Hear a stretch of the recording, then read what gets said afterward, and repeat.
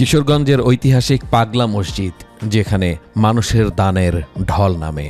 নাতিরা বাদ দেওয়ার মানত ছিল পাগলা মসজিদে। ছোট মেয়ের ঘরের নাতিকে নিয়ে মিষ্টান্ন পাগলা মসজিদে দেবো। মানছিলাম মসজিদে, এখানে আসছি নমাজও পড়বো। আইসি এখানে মসজিদ দেখবার লাগি আর কিছু মান্তি নাতি আছে কিছু শেষ করবো। 4 মাস 11 দিন পর 12 এপ্রিল সকালে খোলা হলো মসজিদের 11টি লোহার দান বাক্স।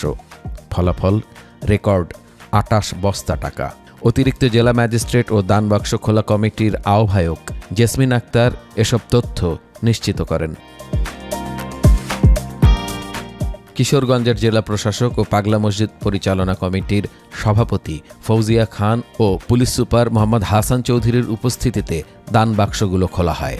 আমাদের এখানে মোট সিন্দুক ছিল 10টি এবং আজকে আমরা দেখেছি 28 বস্তা আমরা দান বাক্স থেকে অর্থ এবং অন্যান্য সামগ্রী পেয়েছি এবং এই সামগ্রীগুলোর যে টাকাগুলো গুনে আমরা আমাদের রূপালী ব্যাংকের যে শাখাটি আছে সেখানে জমা করে দিব পাগলা মসজিদে।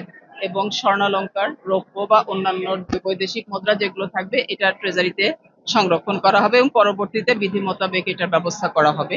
সকাল 7টা থেকে আমরা কাজ করছি সবাই, এবং আমাদের নিরাপত্তা ব্যবস্থা বিরাজমান আছে, আমাদের পুলিশ সদস্যরা আছে, আইন শৃঙ্খলা বাহিনী, আনসার, আমরা আছি সাথে আনসার এবং আর্মি ইউনিটও আছে, সকলে কাজ করছি, নিশ্চিত নিরাপত্তা ব্যবস্থা বিরাজমান। আর এখানে যে ব্যাংক পর্যন্ত যেটা প্রোটেকশন সেটা আমাদের নিশ্চিতভাবে থাকবে এবং এটা আমাদের বিরাজমান থাকবে। ধন্যবাদ সকলকে। রমজানের কারণে এবার সময় বেশি লাগে, তাই একটি টিনের বাক্স বাড়ানো হয়।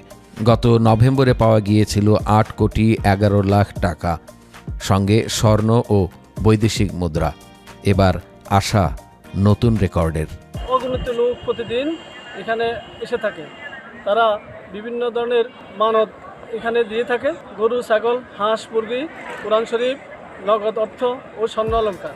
এই দানের টাকা জেলার মসজিদ, মাদ্রাসা ও সমাজ কল্যাণে ব্যয় হয়।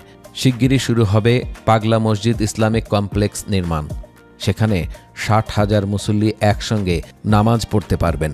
ব্যয় ধরা হয়েছে 115 কোটি টাকা। ব্যাংকে জমা আছে 80 কোটি টাকারও বেশি। পাগলা মসজিদ শুধু ধর্মীয় স্থান নয়, মানুষের বিশ্বাস ও উদারতার প্রতীক।